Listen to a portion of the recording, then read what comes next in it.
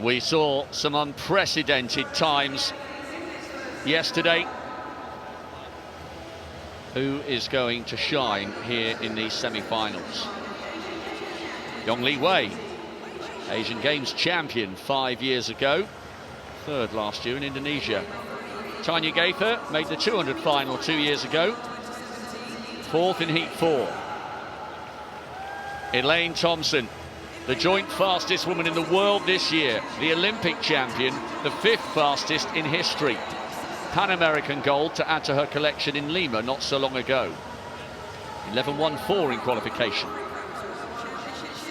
Marie-Jose Talu, 10.85 in the heats, equaling her PB. She is in great form. Daryl Nita, Great Britain. PB to qualify. You can't ask much more of an athlete than that. She's in 6th. Tayana Daniels is the US champion, a rather surprise winner. Third in the NCAAs a couple of years ago, 11.20 in qualification. Second from the outside from Gambia is the newly crowned 200-metre African champion, Gina Bass, who beat Talu to that title, although Talu had performed well in the 100 metres. Luken Kemper in lane 9, European silver medalist last year.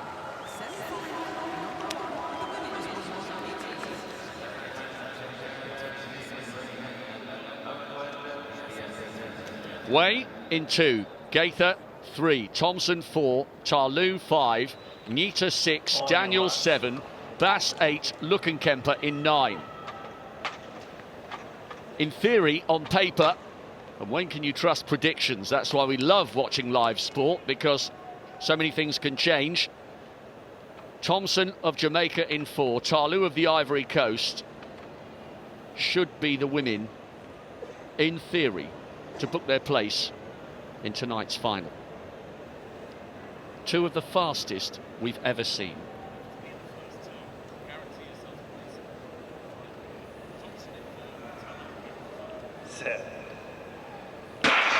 Well, we saw real fireworks from Talu in the heats, and she's got a good start and half a metre on Elaine Thompson, and the Olympic champions tracking her nicely here. Talu from Thompson with Daniels getting 3rd, so she'll have to wait to see if she can go through as a fastest loser. 10.85 in the heats, 10.88 in the semi-final. Marie-Jose Talu is in the form of her life, and she will feature for the medals. That looked very easy against a world-class opponent. It did. Talu was great. Her dry phase just really helps her stand out from the others. That's where she pulls away. She gets her momentum up really quickly. A lot shorter, of course, from Elaine Thompson. So she's just able to propel her legs, works really hard. I think she wanted that. Sometimes it's important at this stage to get that psychological advantage. But I think Thompson is still just really making sure that she doesn't give too much away here. She did make that 11 seconds look very easy. Here we go again. Talu just drives, but we can actually see her grimace in there, and then she puts her head up. Quite in contrast to Elaine Thompson, who just looks really relaxed the whole way, not really driving as much. But we can just see that Talu just carries that speed through the line. Here we go, we get another version of it after 10 metres. This is where she really picks up. 10 metres to 50 metres, and she's really tall. We can see she just has a little look, 2 looks even, on her outside. Absolutely no need to do that. 10.87 seconds, just 200ths of a second slower than last night, and that was her personal best, equal in performance just 24 hours ago. This could be very special, this final. I guess the only thing you'd contemplate at this stage, looking at these 2 contrasting images of smoothness and aggression, Talu has run 2 of her quickest times in back-to-back evenings. Has she left enough for the final? Yeah, it's a game of strategy, isn't it? We always say we know what people are going to bring come the semi-final stage, but I'm just still thinking that Elaine Thompson hasn't put down her foot yet. they actually tired Shelly-Ann Fraser-Pryce and herself. They tied at the Jamaican Championships. It was great to see them run those 10.73 seconds. Marie-José Tarlou rounded down to 10.87. Thompson barely flinched for 11 on the nose. Daniels and Nita will have to wait and see whether those times are good enough to go through as the two non-automatic qualifiers, but two outstanding semis still to come. Now, to the second of our semi-finals. Crystal Emanuel, fourth in the Pan American Games over 200 metres, fifth in the Com Games last year. Iwa Svoboda, European indoor and under-23 titles this year. She is in cracking form. Can she get close to that 11.07 PB? Drawn in the lane adjacent to the double European champion and the fifth fastest woman in the world this year, Dina Asher-Smith, bidding to become the first British woman into a World Championship 100 metres final. English Gardner, joint seventh fastest athlete in history. She had a torrid time, 13 months out with an anterior cruciate ligament problem. She still hasn't quite recaptured that form, but she could be a factor. So too could Munjaga Kambunji, world indoor bronze last year, so we know she starts well. European bronze a couple of years ago, inside 11 seconds at her best. Zhao Jing Liang, Youth Olympic Games champion in Nanjing on home soil back in 2014. She looks like she's up for it. Moraleka Kinnison, relay gold for the United States in Rio and in London. 11.23 in qualification, third in the US champs. And Johnny L. Smith, World Youth semi-finalist a few years ago, Central American and Caribbean champion. 11.20 in qualification. Only two, remember. Joining Elaine Thompson and Marie-José Tarlou.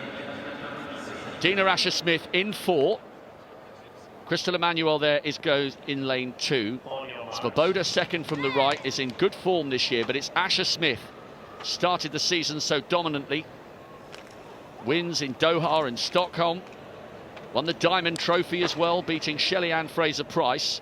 Watch out for English Gardner. She's in the lane just outside Dina Asher-Smith. And Kambunji of Switzerland will also hope this is a wonderful opportunity for her to move into tonight's big final.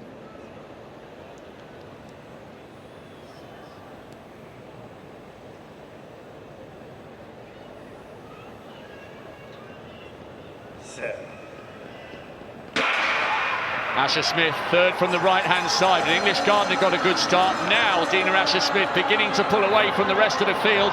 Gardner's pulled up. She takes it brilliantly, 10.87. English Gardner pulled up. Dina Asher-Smith did not flinch. 10.87, which is just 0.02 of a second outside her personal best. Johnny L. Smith came through wide and late on the outside to deny Kambunji of Switzerland the second spot. That was very, very impressive. Exactly the same time as Marie-José Tarlou. Kambunji misses out, but she is in a non-automatic qualification spot there with 11.10. Wow, that was so impressive considering that English Gardner got a better start. She never flinched and never panicked. She did, and impressive it was. And also so impressive that she's worried now about English Gardner. Such a lovely person is Dina Asher-Smith.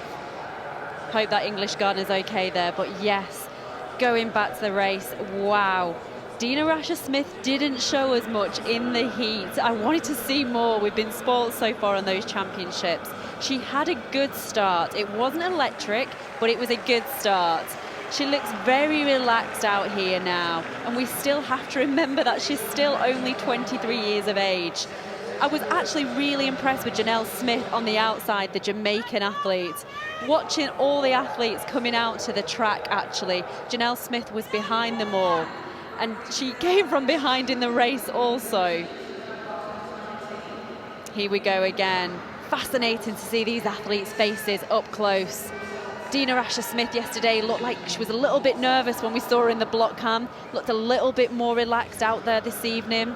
And what I like to see is how an athlete comes across the line. This is where we can see, just looking at those images, that she really starts extending. She leans forward slightly, has some great angles with her hips, and you have to drive from those hips. She uses everything that she can, Dina Asher-Smith. Much smaller, of course, than the likes of Elaine Thompson. She's built more like Talou, but she has such a long stride for a diminutive frame. And the way she actually sped over the line, she wasn't slowing down. It took her an age to decelerate. That's a great sign. A lot more smoother than yesterday, looked a lot more relaxed right from the start. Could this be the championship where Dina Asher-Smith collects her first global medal? Well, on that kind of form, she's got a chance. She's got a great chance, but this has the makings of maybe being one of the all-time great 100-metre showdowns. And do you know what's been brilliant, really disappointing for English Gardner? She's so frustrated because she did start that race so well, and she had 13 months out with an anterior cruciate problem. To pull her hamstring is the nightmare scenario. None of these big women have avoided each other. They have gone head-to-head constantly throughout the season, and it's added to the intrigue and the drama. Dina Asher-Smith is through to the final, and in fine style. Johnny L. Smith came through late on the outside to deny Kambunji, but Kambunji is tied for time on Daniels, the American, so she's in the non-automatic spot at the moment. The third semi-final for the women's 100 metres. Man Kui Ki, 6th in the Asian Championships earlier this year over 200. Emmanuel Lansico, 4x1 European champion with the Great Britain Quartet 12 months ago. What a lane for her. What a moment for Muriel Ahore, world indoor champion. A superb performer, season's best in qualification for this semi-final. She knows she's going to have to be good. Shelly-Ann Fraser-Pryce, one of the all-time greats. Multiple world champion, multiple Olympic champion, looked amazing in the heats. Kellyanne Baptiste has been around for a while, got a bronze way back in Daegu in 2011. Daphne Skippers, double world champion over 200 metres, Olympic medalist over the 100. Perhaps not quite in her sparkling form, but more than good enough to make the final. Tori Bowie, the defending champion, doesn't start. That's why lane 7's empty. No surprise there, she's had a hard season. And Tatiana Pinto of Germany on the outside.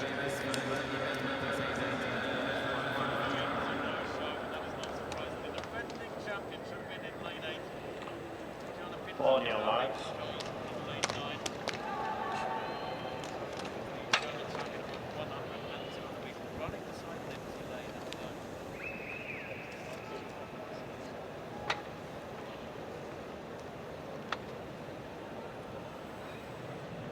The third semi-final of the women's 100 metres.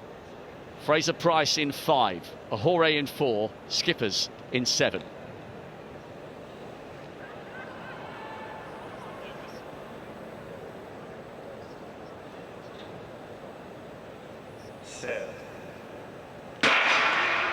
Shelly-Ann Fraser-Pryce gets a brilliant start, and she looks so smooth. Muriel Ahore in second. Skippers has got a little bit to do here.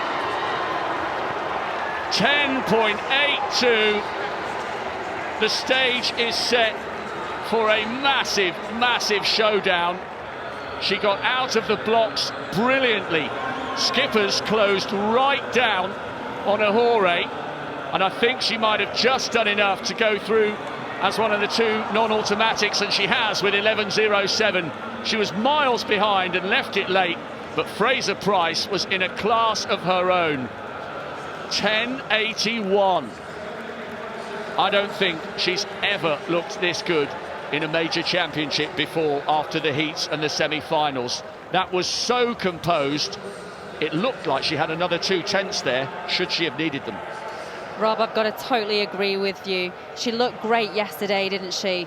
Same sort of performance. Only thing different about her today is a different hair colour, but she just gaps away from some real well-established World Championship winning athletes here. You can just see from the start, she just gets half a metre up in the first step and then she just goes away. And from this point on, around about 15 metres to go, she just starts decelerating.